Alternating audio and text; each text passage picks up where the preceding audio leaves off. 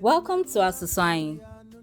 Today we're learning emume na ncheta, celebrations and remembrance.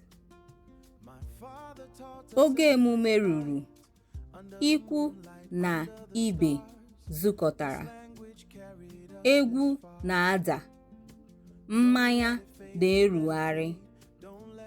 Anyị na-eme emume ọmụmụ nwa ọhụrụ. Anyị na-eme emume ọmụmụ nwa ọhụrụ. Nzu na ọnụ ọchị jupụtara n'obi onye ọbụla nọ ya. The time for celebration arrived, and the extended family gathered.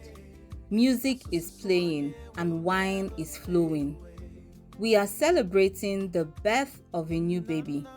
White chalk, meaning purity, and smiles fill the hearts of everyone present. Now let's learn the keywords. Emume, nkwụ, egwe, mmanya, ọmụmụ, nzu, ọnụ ọchị, zukọta, ncheta, ọhụrụ. Our proverb for today: onye riri nri onye ọzọ riri ụgwọ. Onye riri nri onye ọzọ riri ụgwọ.